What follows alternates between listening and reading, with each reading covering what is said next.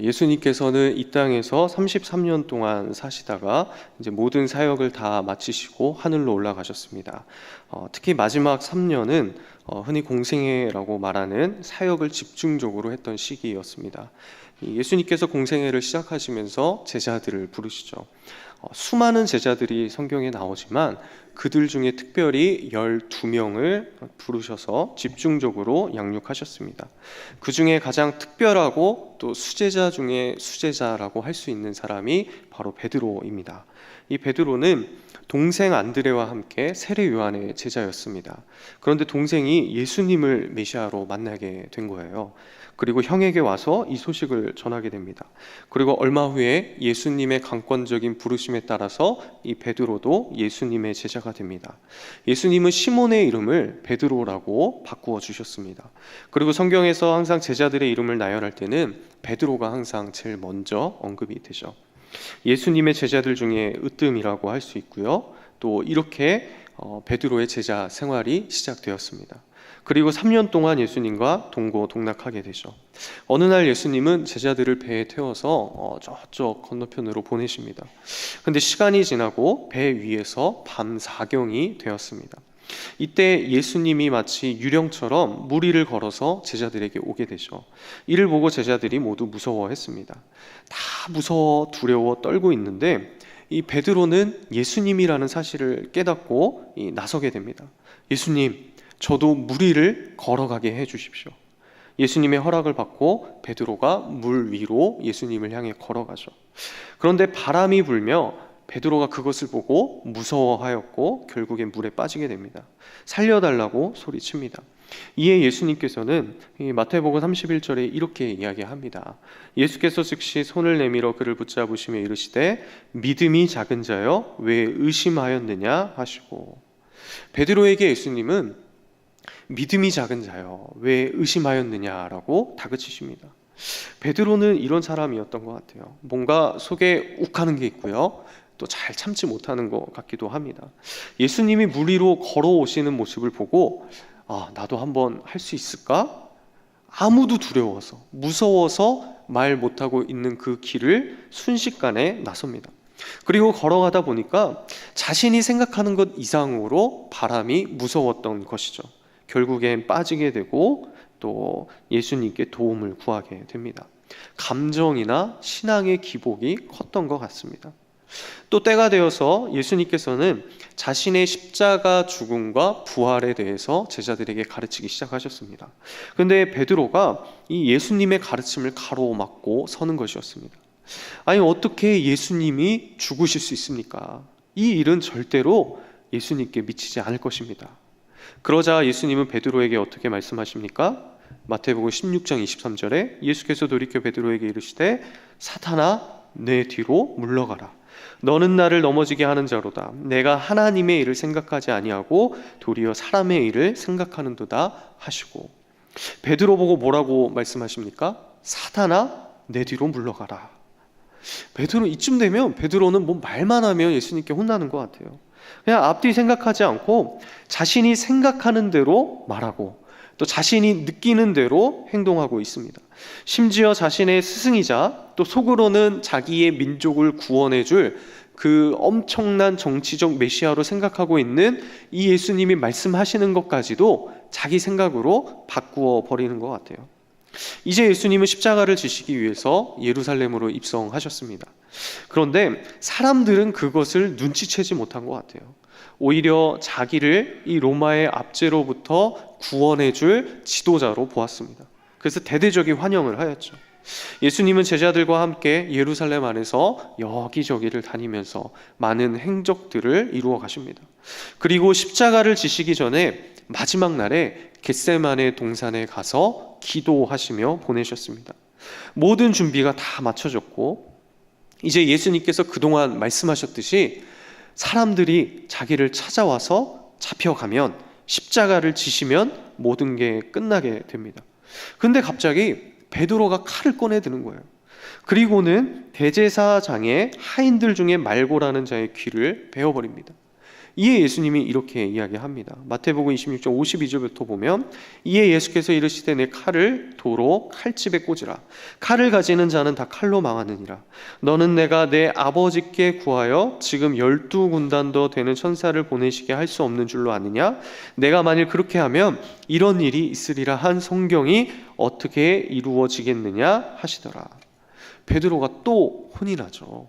절정의 그 순간에, 정말 결정적인 순간에 예수님의 행보를 가로막게 되는 것이죠. 예수님은 무리들에게 잡혀가셨고 또 베드로는 멀찍이 떨어져서 예수님을 따라갑니다.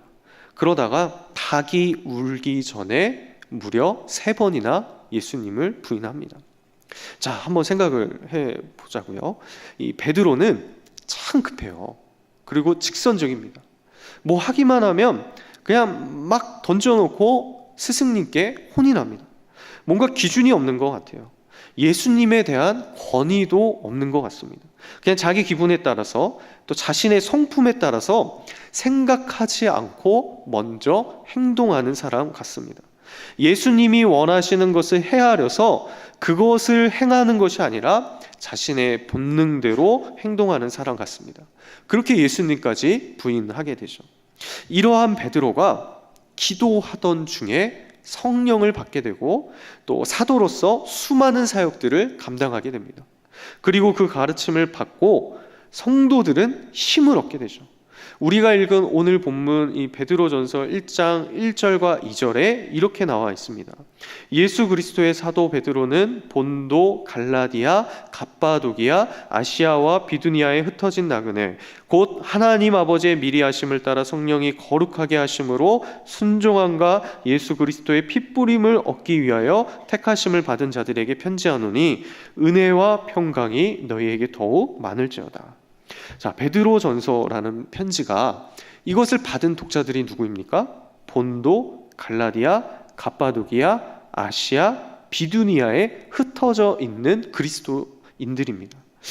이 지역들은 모두 소아시아 지역입니다. 좀 범위가 굉장히 넓은데요. 보통 이렇게 사도들이 편지를 쓸 때는 먼저 선교 여행을 다니면서 자신이 복음을 전하고 또 그 복음을 받아들인 다음에 그 교회가 세워지고 또 이 교회에 어떠한 일이 있을 때 그 상황에 맞춰서 편지를 쓰게 됩니다. 그런데 신기한 것은 베드로는 이 지역을 방문한 적이 없던 것 같아요. 그렇다면 어떻게 소아시아 성도들과 베드로가 연결이 될 수 있었을까요? 사도행전 2장에 보면 오순절 날의 일들이 이야기가 나옵니다. 마가의 다락방에서 제자들이 모여 기도하고 있었죠. 때마침 예루살렘에는 세계 각지에 흩어져 있던 유대인들이 절기가 되어 다 모여들었습니다. 이때 사건이 일어나죠. 성령이 제자들에게 임하고 이들이 수많은 나라들의 방언으로 말하기 시작했습니다. 그리고 베드로가 갑자기 일어나더니 성령 충만하여서 예수가 바로 그리스도시다 라고 장황하게 설교를 하죠. 이때 몇 명이 그 세례를 받습니까? 3,000명이 세례를 받고 예루살렘 교회가 탄생하게 됩니다.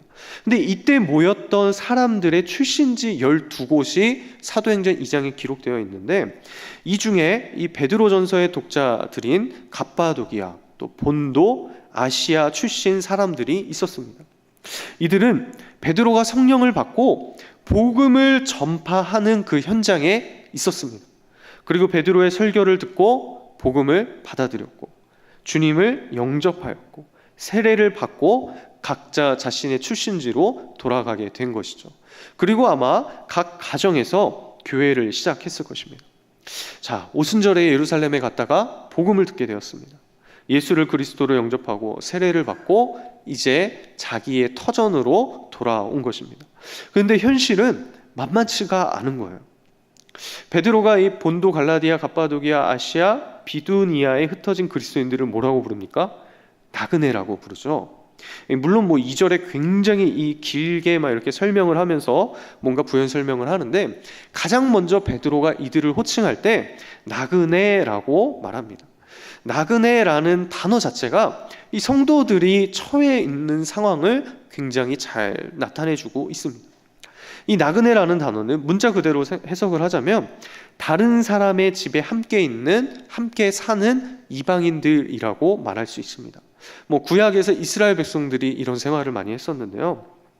이 베드로 당시에 여기저기 묘비명이나 자료들을 분석해 보면 당시 지역 사회에서 이 나그네라는 호칭은 특정한 이 사회 계층을 나타내는 말이었다고 합니다.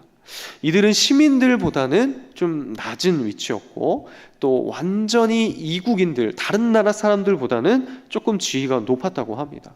그래서 결혼을 할 수 있는 사람과 또 땅의 소유와 재산을 계승한다든지 투표를 한다든지 이런 것들을 제한받았다고 해요. 그리고 일반 시민들보다 더 높은 세금을 내야 됐고요. 또 엄한 처벌을 받아야 했습니다. 이런 나그네들은 그 지역에 사는 그 원주민들에게 불신의 대상이었고 또 차별과 비방과 착취를 당했습니다. 그러니까 나그네라는 그 계층 자체가 이 사회적으로 소외와 배척을 당하는 존재였던 것이죠. 이렇게 사회적으로 나그네로 살아가는 상황 속에서 예수 그리스도를 믿게 된 거예요. 더욱더 고립된 삶의 현실로 살아가게 된 것이죠. 이런 모습이 베드로전서에 곳곳에 잘 나타납니다. 베드로전서 2장 12절에 너희가 이방인 중에서 행실을 선하게 가져 너희를 악행한다고 비방하는 자들로 하여금 너희 선한 일을 보고 오시는 날에 하나님께 영광을 돌리게 하려 함이라. 또 3장 16절에 보면 선한 양심을 가지라. 이는 그리스도 안에 있는 너희의 선행을 욕하는 자들로 그 비방하는 일에 부끄러움을 당하게 하려 함이라. 또 4장 4절에 이러므로 너희가 그들과 함께 그런 극한 방탕에 다름질하지 아니하는 것을 그들이 이상히 여겨 비방하나. 자, 소아시아에 나그네된 이 성도들은 행실을 선하게 해도 악행을 한다고 비방을 당했습니다. 주위에 온통 자신들을 욕하는 사람들이고요, 조롱하는 자들로 둘러싸여 있었습니다.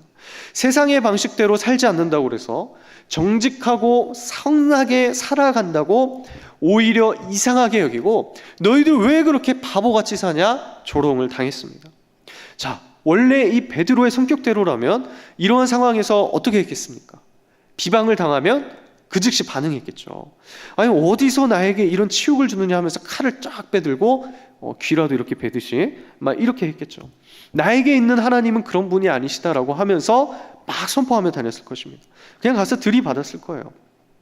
아니면 이 세상 사람들이 자신에게 막 이상하다 너 왜 그렇게 사느냐 조롱하면 이 주변에 막 이렇게 그 상황들이 둘러싸이니까 처음에는 이렇게 그 들이받고 또 그것에 기가 안 주고 이렇게 살려고 하다가 자기의 그 기가 꺾이고 기가 죽고 또 그 상황에 휩싸여서 주님을 부인했던 적도 있을 수도 있을 것 같아요.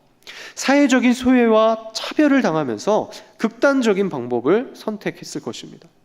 그런데 베드로가 바뀌었더라고요.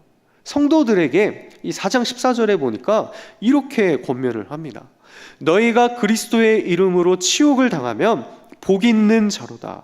영광의 영 곧 하나님의 영이 너희 위에 계심이라. 아멘. 이 얼마나 대단한 변화입니까? 그리스도의 이름으로 치욕을 당하면 복 있는 자래요. 영광의 하나님의 영이 우리 위에 계신다라고 권면하고 있는 거예요. 이게 사실 사도 바울 같은 사람들이 이야기하면 좀 약간 좀 감동이 덜하거든요.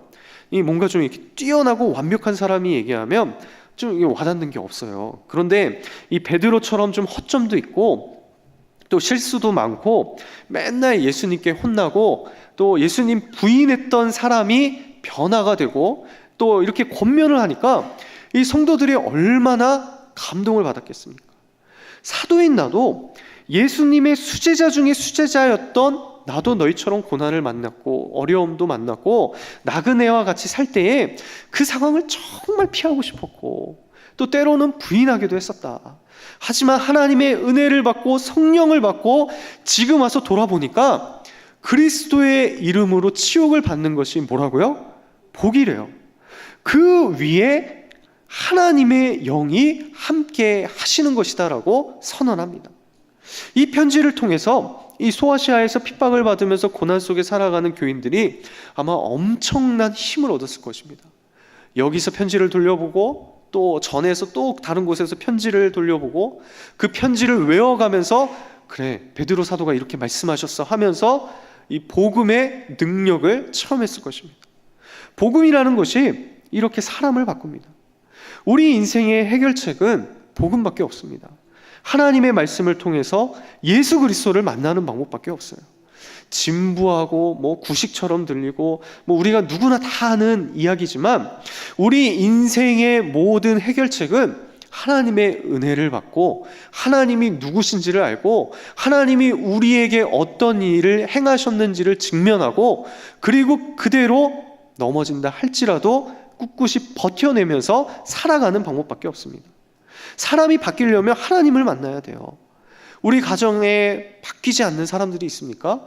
그러면 제발 하나님을 만나게 해주십시오. 복음을 만나서 그 사람의 인생이 180도 변화되게 해주십시오라고 기도하셔야 합니다. 각 사람마다 다양한 방법으로 또 가장 알맞은 모습으로 눈높이에 맞춰서 하나님이 다가오십니다. 이 말씀에 나타난 그 하나님을 만나는 것 외에는 방법이 없더라고요. 자, 그러면 이렇게 엄청난 변화가 일어난 이 베드로 사도가 지금 핍박을 받고 있는, 박해를 받고 고난 속에 살아가고 있는 이 소아시아 교인들에게 권면하고 있는 구체적인 내용이 무엇일까요? 세상의 고난 속에서 어떻게 살라고 권면하고 있을까요? 나그네로 살아가는 이 교인들에게 어떤 소망이 있다고 권면하고 있을까요? 첫 번째는 이 베드로는 이미 고난을 받으신 예수 그리스도를 바라보라라고 말씀합니다. 베드로전서 4장 1절에 이렇게 이야기합니다. 우리 한번 같이 읽어보겠습니다. 그리스도께서 이미 육체에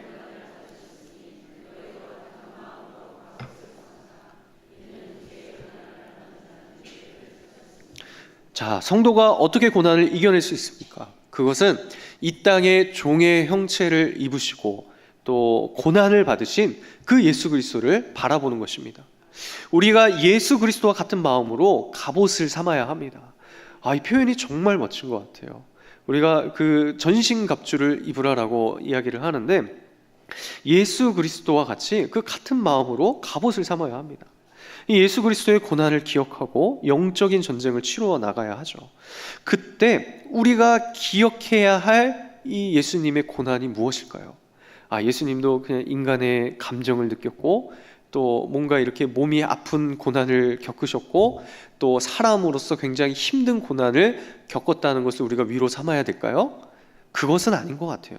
우리가 단순히 생각하는 그런 인간적인, 감정적인, 육체적인 고난이 아닙니다. 2장 24절에 이렇게 이야기를 하더라고요. 친히 나무에 달려 그 몸으로 우리 죄를 담당하셨으니 이는 우리로 죄에 대하여 죽고 의에 대하여 살게 하려 하심이라. 그가 채찍에 맞음으로 너희는 나음을 얻었나니. 예수님께서는 우리의 죄를 담당하시고 우리로 하여금 우리가 이제 죄가 아니라 의로 인해서 살아갈 수 있게 하기 위해서 고난을 당하셨습니다. 단순히 그냥 육체적인 아픔이나 사회적인 소외나 조롱당한 것으로 끝난 것이 아니더라고요. 하나님의 영원하신 사랑과 그 구원을 이루어내기 위해서 우리로 하여금, 선택받은 자로 하여금 이제는 더 이상 죄로 살아가는 것이 아니라 하나님의 자녀로서 당당하게 살아갈 수 있도록 고난을 받으셨습니다. 그래서 베드로는 고난과 수치를 당하며 살아가는 이 소아시아 교인들에게 이런 예수 그리스도의 고난을 너희가 바라봐야 된다라고 권면하는 것입니다. 때로는 내가 감당하기 어려운 시험이 다가올 때도 있습니다. 세상의 수치와 조롱으로 마음속에 분이 날 때도 있습니다. 그때 우리는 무엇을 바라봐야 합니까? 우리에게 다가오는 그 세상을 바라보면 아무런 답이 없습니다. 나에게 둘러싸인 이 상황을 봤을 때 내가 할 수 있는 게 아무것도 없더라고요. 나보다 잘 나가는 다른 사람들 한번 비교해 보십시오. 내가 잘나지는 게 아니잖아요. 그리고 나보다 잘하는 사람은 꼭 있잖아요. 나보다 못하는 사람보다 우리는 꼭 잘 되는 사람들이 보이잖아요. 이것으로 우리가 해결되지가 않더라고요. 오히려 우리의 근심과 고난만 쌓이더라고요.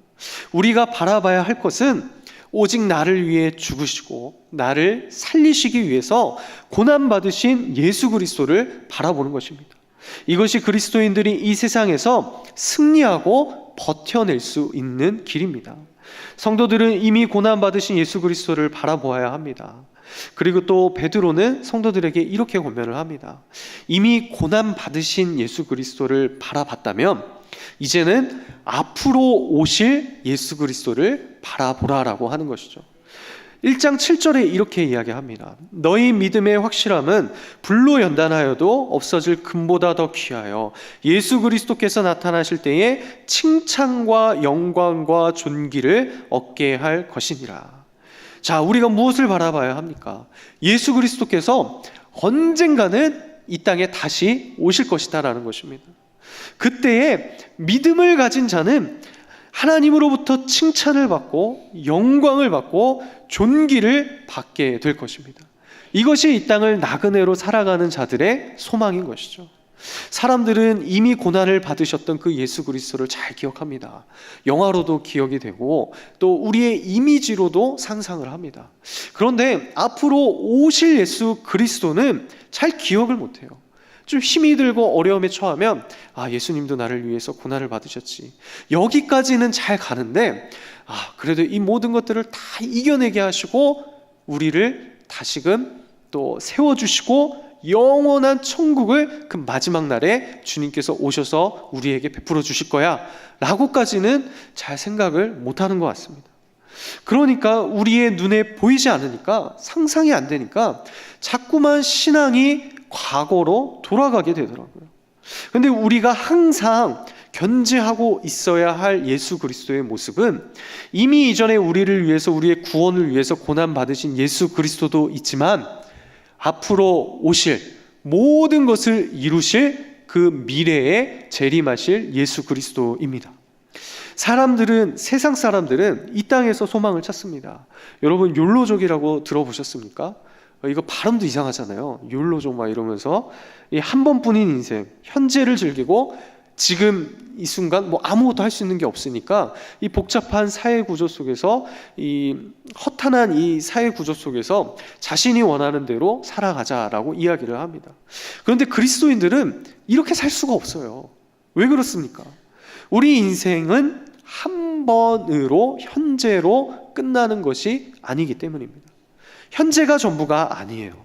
주님이 다시 오시면 우리는 영원한 인생이 펼쳐집니다.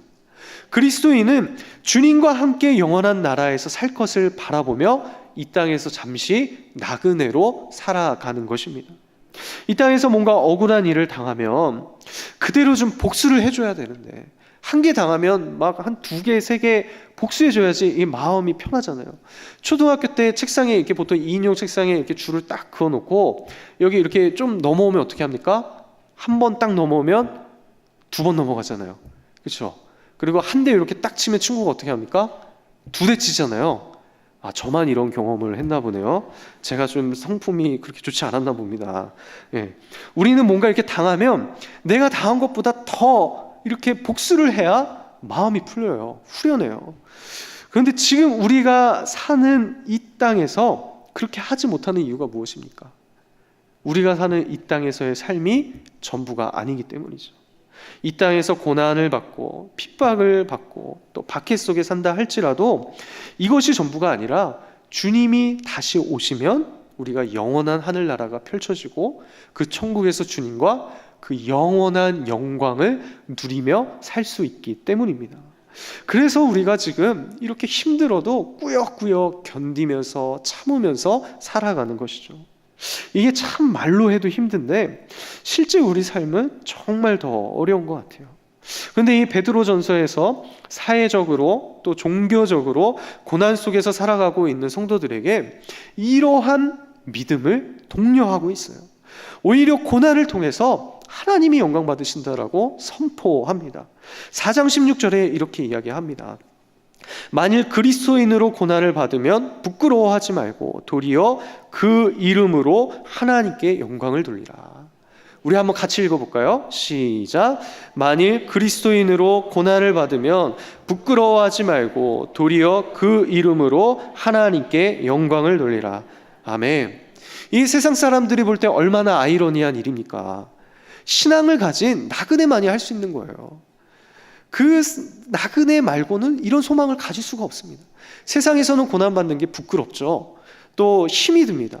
그런데 나그네인 그리스도인들은 오히려 이것이 하나님께 영광을 올려드리는 수단이 된대요. 지금 이 땅에서는 무엇인가 보이지는 않지만 마지막 날에 예수 그리스도께서 다시 오시고 모든 것을 다 해결할 것이라는 믿음으로 하나님께 영광을 돌리는 것입니다. 그래서 이 베드로의 말처럼 우리가 예수 그리스도의 증인이 되고 이 고난의 증인이 되고 앞으로 나타날 영광에, 하나님의 영광에 참여할 자가 이 고난으로 이루어지는 거예요. 사랑하는 성도 여러분, 복음은 사람을 바꿉니다. 허점투성이고 말썽쟁이처럼 보이던 베드로가 이제는 복음을 들고 고난받고 박해받고 있는 성도들을 향해서 이제 오히려 권면하고 있습니다. 자기 마음대로 살아가던, 통제되지 않던 인물이 이제는 복음이라는 거대한 은혜 앞에 자신이 굴복되어지고 그 은혜 속에서 참 자유를 누리면서 고난받는 성도들에게 권면하고 있습니다. 이러한 하나님의 역사가 우리 교회 가운데 일어나기를 간절히 소원합니다. 또 우리 성도님들의 가정 가운데, 우리 식구들의 그런 모든 인생 가운데 이러한 하나님의 역사가 일어나기를 간절히 소원합니다. 또 이 세상에서 그리스도인은 고난을 당할 수밖에 없습니다. 이 고난이 어떤 고난일지는 아무도 모릅니다. 사람마다 다 다르겠죠. 그런데 세상과 성경의 가르침이 그거를 전제하고 있는 그 자체가 다른데, 고난을 당하지 않는다는 것은, 이것이 부딪히지 않는 것은 그 자체가 이상한 것입니다. 만약에 혹시라도 왜 내 삶에 이렇게 고난이 없지? 왜 이렇게 평탄하지? 그러면 자신의 인생을 한번 돌아보셔야 돼요. 되돌아봐야 합니다. 이 땅에서 우리는 고난을 받는 나그네입니다. 우리는 무엇을 소망해야 합니까? 우리를 살리시기 위해서 고난당하신 예수 그리스도를 바라봐야 합니다. 또한 앞으로 이 땅에 다시 오셔서 완전한 하나님의 나라를 이루실 그 주님의 영광을 바라봐야 합니다. 그리고 우리로 하여금 영원한 천국을 주시는 그 하나님을 바라보면서 이 땅에서 우리도 그 천국을 맛보며 살아가야 합니다. 그래서 우리는 이 땅에서 시간의 제약을 받아서 이 과거와 미래로 나누어서 헤아릴 수밖에 없지만, 이 모든 것을 한 번에 이루신 그 하나님을 바라보면서 우리가 믿고 신앙을 가지고 담대하게 전진해 가는 것입니다. 혹시라도 지금 이 신앙을 지키는 것에 있어서 어려움에 처해 계신 분들이 계십니까? 그렇다면 우리를 위해 죽으신, 고난당하신 예수님을 바라보십시오. 그리고 기도하십시오. 우리 속에 이 주님께서 이루신 그 고난으로 이루신 그 소망이 주님이 다시 오실 때까지 끊이지 않고 꿋꿋이 일어나고 버틸 수 있도록 성령님께서 나를 좀 인도해 주십시오. 그렇게 기도하시기를 바랍니다. 그래서 이 나그네의 소망을 가지고 매일매일을 행복하게 살아가시는 우리 성도님들 되시기를 간절히 축복합니다.